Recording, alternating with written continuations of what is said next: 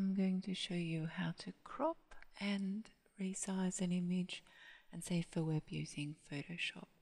So click File, Open and select the image you want to use. In this example I'm using an old cool rusty car. Rightio, so the first thing you want to do is check the image size.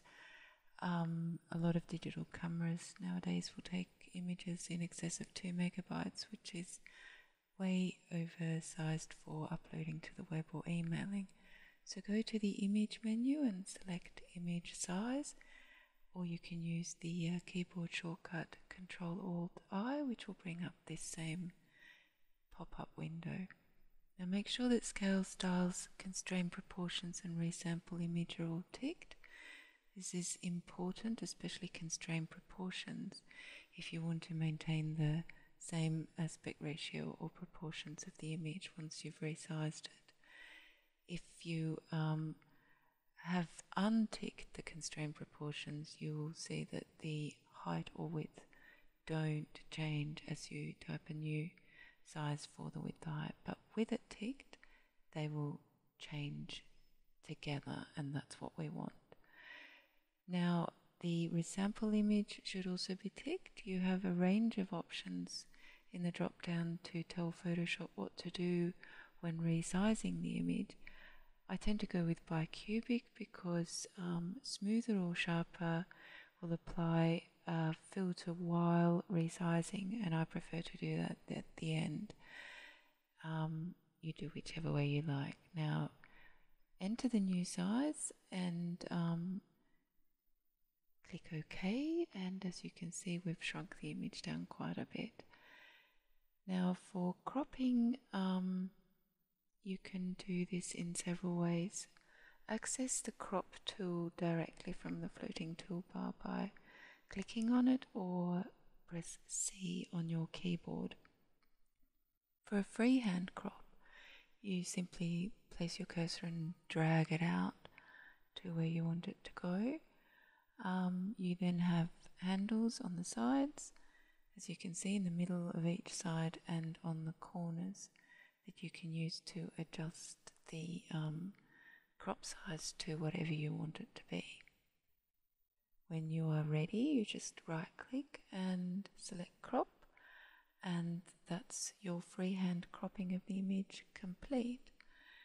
I'm just going to Control Alt Z, go out of that one and go back to the size we had before, and I'm going to show you how to do a specific crop size. There we go.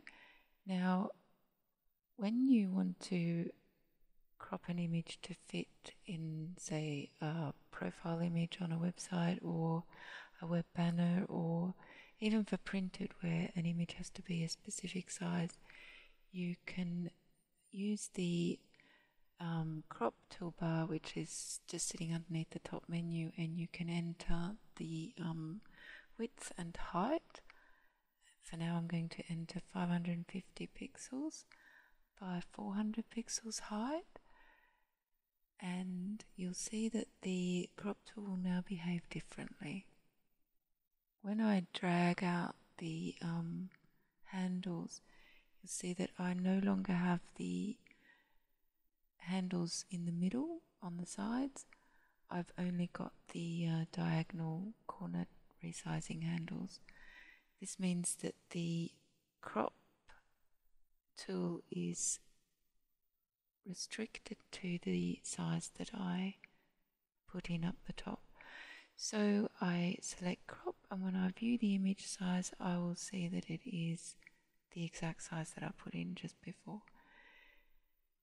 You can also use the keyboard shortcut Ctrl-Alt-C, or go to the image menu and select canvas size. This allows you to, in a similar way to before, put in the width and height of the image.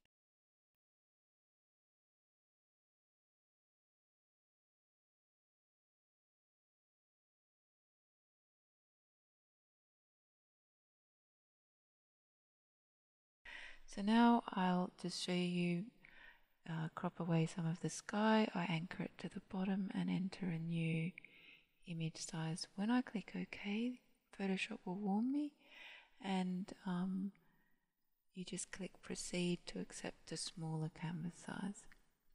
So that's a quick way to crop your image to a specific size.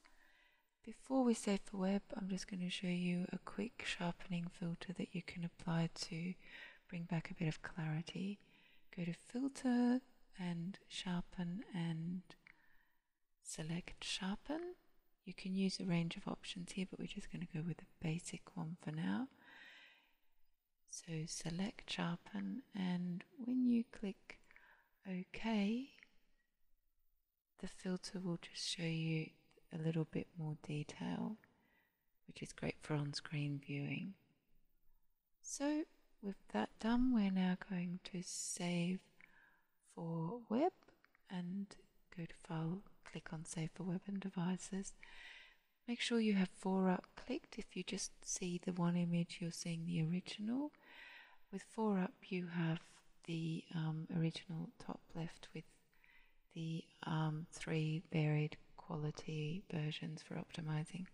Click on the top right one, and over on the right you have your quality slider, which you can drag anywhere between 50 and 70 is good for web. Your image type for now, it's a photo, so we're going to save it as a JPEG.